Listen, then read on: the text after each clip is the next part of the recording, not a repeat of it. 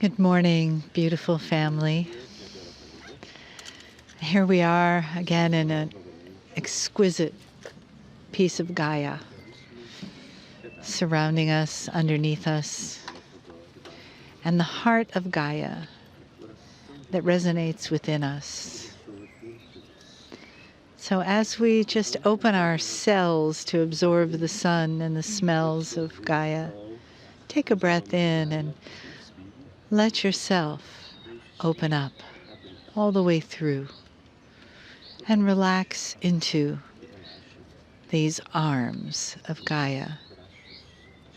The breath that she gives us, the sun, which is the life force that grows our food, and the water that runs beneath us, and the beautiful symphony of her beauty and her life force that gives us life.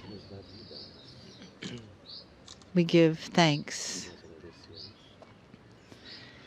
in our hearts and our souls and our minds for all this abundance.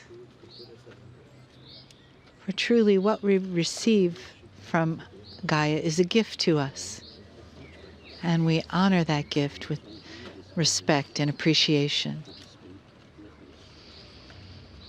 And breathe in again, deeply, feeling that appreciation grow inside of you as it grows inside for your own internal Garden of Eden, who you are within as a being of light and a being of love to be honored on this planet at this time.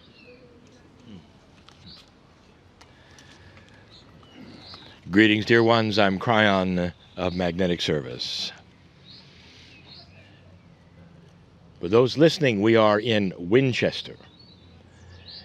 A beautiful day. And the city is alive with hope. For it is a special day with a royal wedding. In this very day, there's celebration, there's joy. There is a metaphor. For this is the 7th channel of this tour, and the first one, we gave you the story of the hero's journey. We gave you a story that said that inside every single human being was the wish to be the hero, to be the one that would go with their friends, have a little magic, perhaps, and conquer the foes along the way and come out of the dark side and join hands then with the rest who would then celebrate them. There is a metaphor this day going on. For the two royals who gathered together are a modern day Arthur and Guinevere. And as those in this land who believe in these legends and traditions and these heroes look upon the royals even of today, there is this hero's journey. And with their imagination and their intuition, they would cast their eyes upon this and the majesty of it and the joy of it and the beauty. And they would say, this is good. Every woman is the bride, every man is the groom. And the hero journey continues and continues and continues. It's a 7-day because this is the 7th message. And I want to talk briefly about intuition. Intuition that not only would have you join with the royals this day and metaphorize Arthur, but the basic intuition that every single human being has, and that those who built the stone circles had. And it's the intuition, I would say, of divine guidance. There are things that humans do all over the planet that are so telling about who you are, dear ones. If you simply were mammals on a planet without any intervention, without any divinity at all, there would be none of these things that I mentioned right now, that I'm about to mention right now. Why is 7 a special number? It's a special number almost in all belief systems. It was a special number to those who built the stones. It goes back thousands of years. It is a special number in Egypt. Those who never met one another are following a system the Tibetans called numerology, where certain numbers have certain energies. 7 is often seen as special, as divinity, as royalty, and here you are with the 7th message. But that's not all.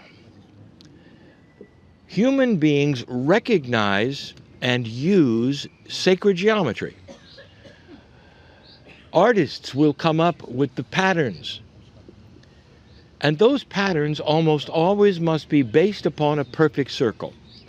For within that circle, you're able to draw the triangles, the double tetrahedrons, and the more perfect the circle is, the more accurate then is the sacredness of the geometry.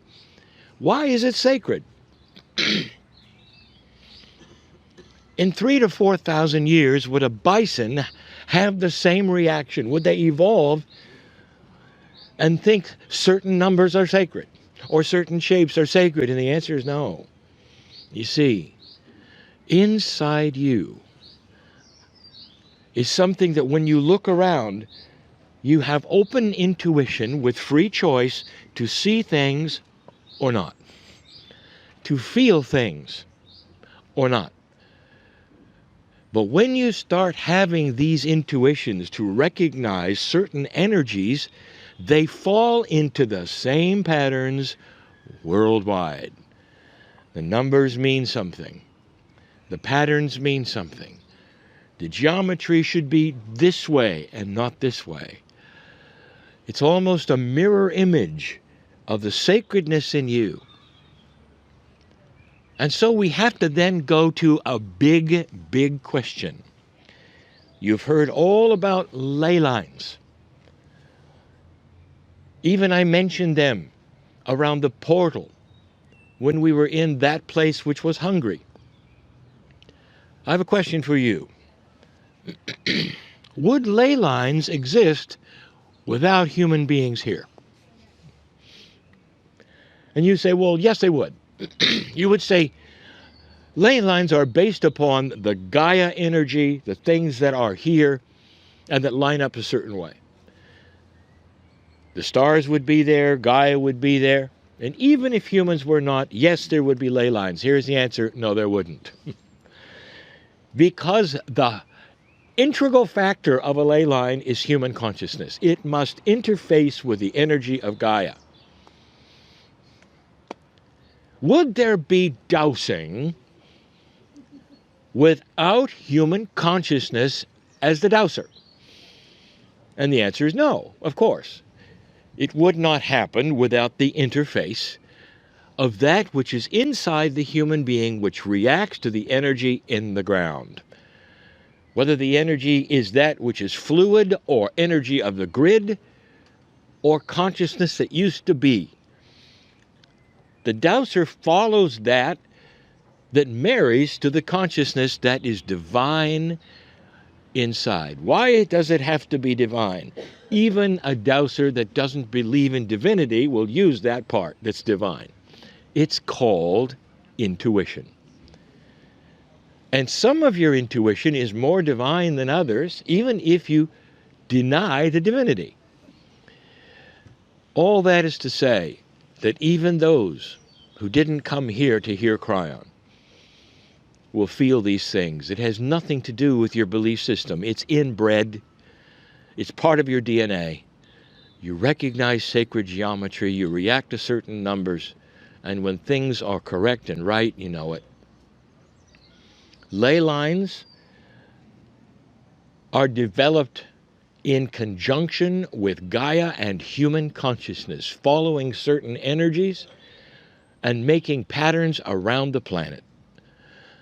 It's simply part of the intuition you have, which is beyond anything any other mammal has on the planet.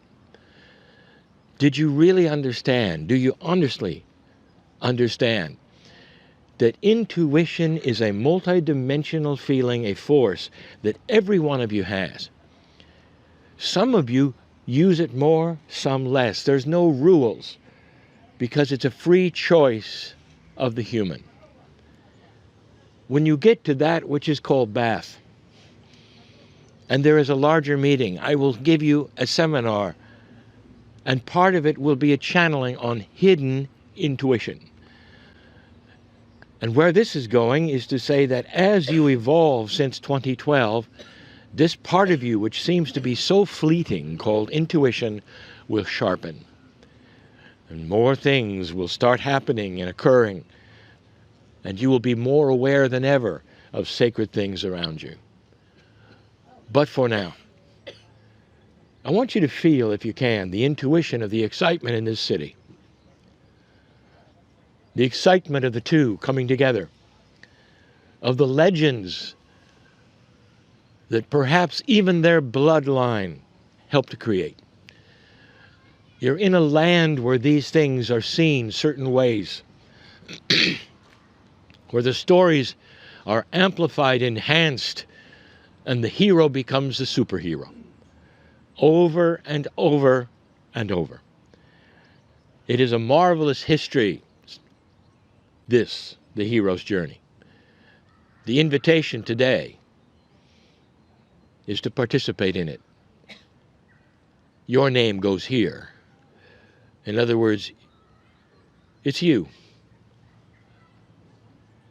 You're marrying with Gaia in certain ways. You can feel the sun on you right now. And that's important. Something small like that is important. You are the hero of the day. You're here, listening to divine information, given freely in love, and free choice to hear it. That puts you in a hero's chair, dear ones. Accept it. And so it is.